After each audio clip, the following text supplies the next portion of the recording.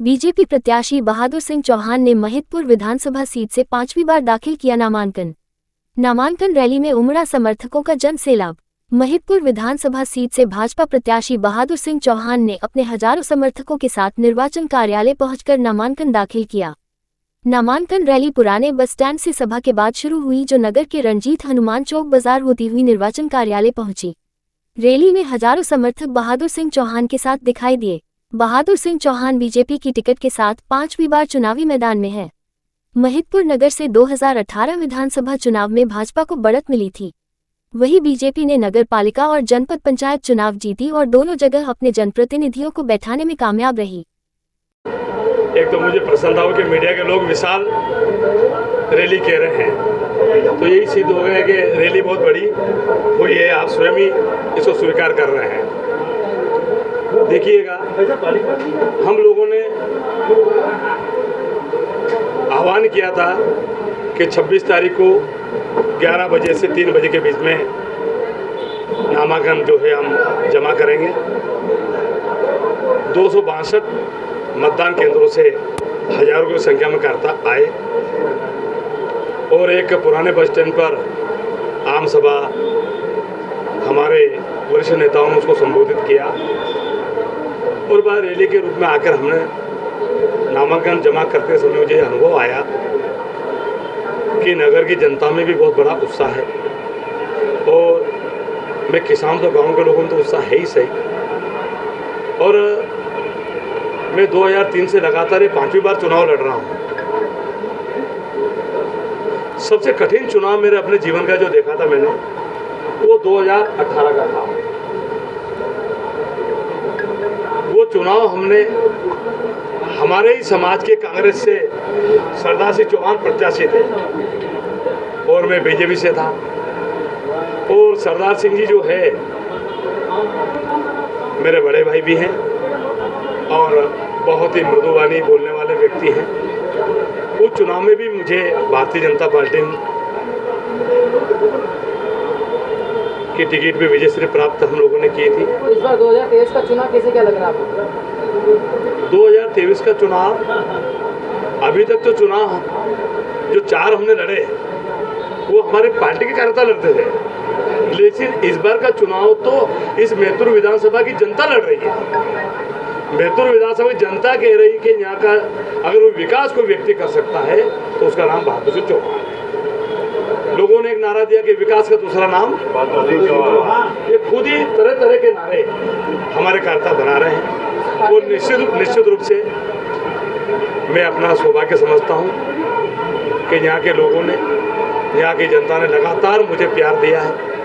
उनके आशीर्वाद से लगातार राजनीति में मैं आगे बढ़ता जा रहा हूँ और उनने जो मुझे आगे पहुँचाया, तो मैंने भी सर्वोच्च नौछावर करके पूरी तहसील को मैंने अपना परिवार समझकर चौमुखी विकास करने का प्रयास मैंने इस महिदपुर विधानसभा में किया है। पूरा विकास का चित्रण करने का समय अभी नहीं है।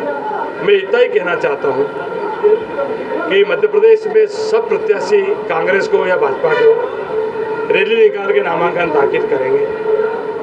यदि कांग्रेस के प्रत्याशी रैली निकाल के अगर नामांकन दाखिल नहीं करेंगे तो मान लीजिए कि उनके हार सुनिश्चित, उन्हें स्वीकार कर ली है।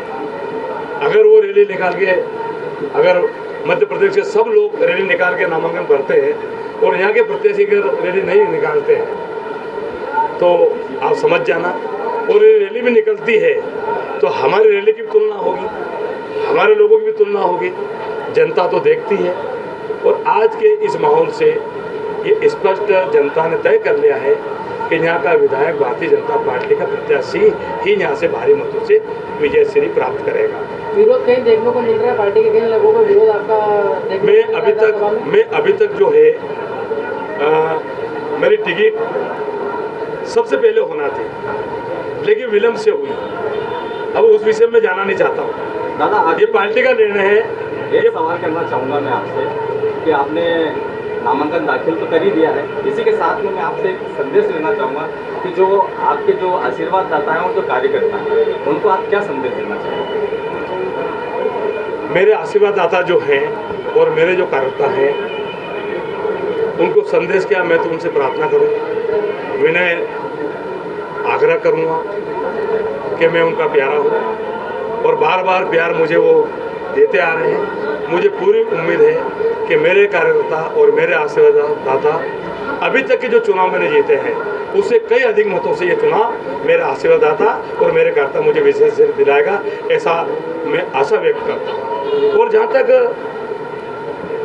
महतपुर विधानसभा में एक बात कहना चाहता हूँ, रोड बनाया तो भारतीय जनता पार्टी ने बनाया, यहाँ पर ट्रांसफार्मर लगाया तो भारतीय जनता पार्टी ने लगाया, यहाँ पे स्कूल बिल्डिंग बनाई तो भारतीय जनता पार्टी ने बनाई, यहाँ का पंचायत भवन बनाया तो भारतीय जनता पार्टी ने बनाया, यहाँ पर यदि सीएम राइस खोले तो भारतीय जनता पार्टी ने खोले, यहाँ पर कोई डैम का निर्माण करवाया तो भारतीय जनता पार्टी ने किया, यहाँ पर बस स्टैंडों का निर्माण करवाया तो भारतीय जनता पार्टी ने किया, यहाँ पर राहत राशि दिलाई हुई, बीमा राशि दिलाई हो तो सब भारतीय जनता पार्टी ने किया है।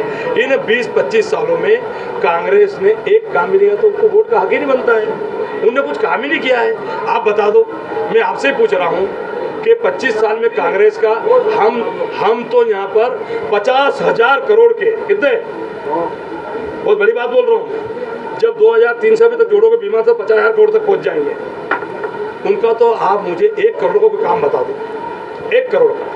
मेरा तो 2244 करोड़ एक ही डैम है, 3,000 करोड़ का उज्जैन से करोड़ रोड है, उनका तो 1 करोड़ का कांग्रेस ने दी, 1 करोड़ का रोड करा तो बता दो आप। एक हॉस्पिटल का एक कमरा बनाया तो बता दो, बच्चों के बैठने के लिए स्कूल भवन बनाया तो बता दो आप, राहत राशि किसी किसान को दिलाई तो बता दो। तो वोट का हक तो जो काम करेगा वो वोट का हक रखता है।